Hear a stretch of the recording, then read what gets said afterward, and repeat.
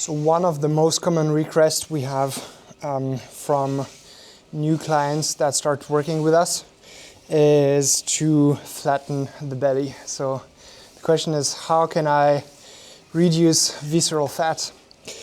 And you will hear quite a lot of stuff out there.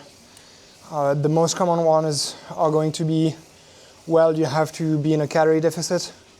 Then the other one is going to be, you need to reduce inflammation, because this is what leads to an increase in visceral fat. And it's a double whammy, because an increase in visceral fat is going to lead to an increase in inflammation, so it's a vicious circle. And so the solution, the logical solution that is presented is to reduce inflammation.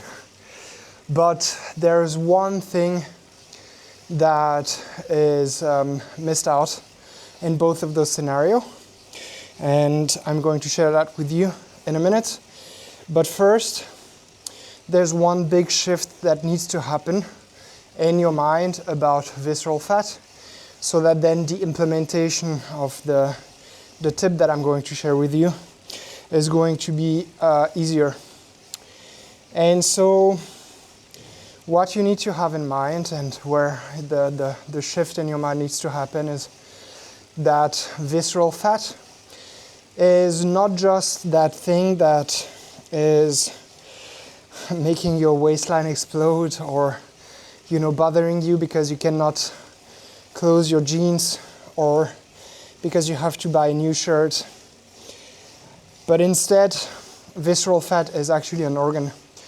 So to the same degree that you have lungs and a thyroid and a brain and a heart, and visceral fat plays a very specific function in your body. And if you understand that, and if you consider visceral fat as an organ, and not just something that stands in your way of looking better, then it's going to be way easier to do the right things, to reduce it, which is something that it's actually a good goal, because it does lead to more inflammation, and it is associated with a higher risk of cardiovascular disease. So wanting to lower your visceral fat level is actually a pretty good thing. And so this organ has a specific function, and that function is to provide you with energy when energy is lacking. And it might sound like pretty trivial, but this is actually pretty profound, because then what you need to understand, or the logical consequence of that, is when is it going to be active and when is it going to be replenished? Because if it's there to give you energy when you have none coming in, but you need said energy, then this is where it's going to be active. And when you're not active, when the energy demand is lower, then this is when this organ is going to be replenished. And so what happens is, if you go during the day without eating much, because you need to be in a calorie deficit to lose fat, right? So you say, okay, I'm going to eat less and decrease the amount of food that I'm getting in. You do that throughout the day, and then in the evening you're pretty much starving. So you do eat something. Then what happens, and during the day, your visceral fat is active, and it releases the energy that you need, because there's no energy coming in the form of food. So you empty your visceral fat during the day. But then as you eat in the evening, because eventually this will happen, and I'm pretty sure you know it, then what happens is the stores of energy are going to be filled back up.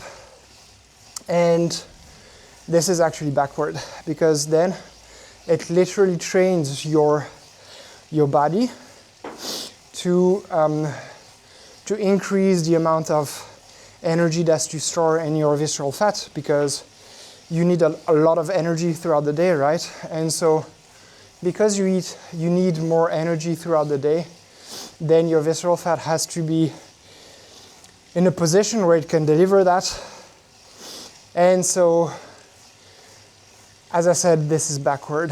And what you need to do instead is you want to eat throughout the day, because if you do that, then your visceral fat is going to remain untapped. You don't need it. But this is specifically in the time where you are burning the most energy. You burn more during the day than during the night.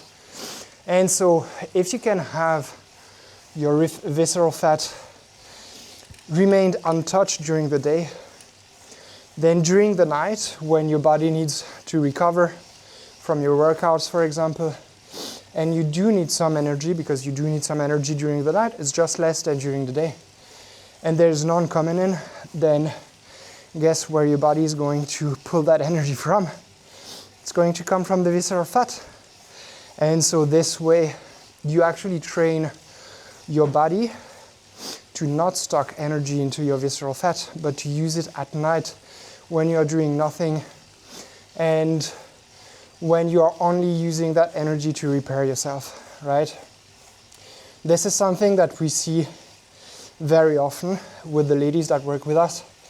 We change the timing of eating, and then suddenly, first, they are able to tolerate more calories at maintenance, meaning that it's easier to create the calorie deficit. Because they are also eating throughout the day, then they are less hungry, which means that it's easier to sustain the calorie deficit as well.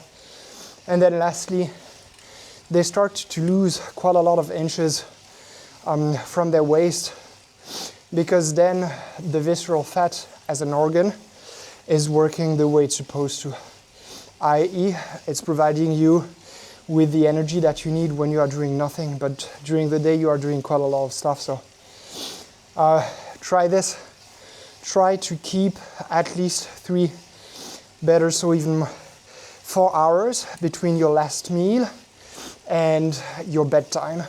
That's step 1. And then step 2 is to ensure that your dinner is smaller than your lunch or than your breakfast. So roughly you want your breakfast and your lunch to have the same amount of calories, but then you want your dinner to be 10 to 15% less calories than that. And this in itself is going to help you reduce visceral fat.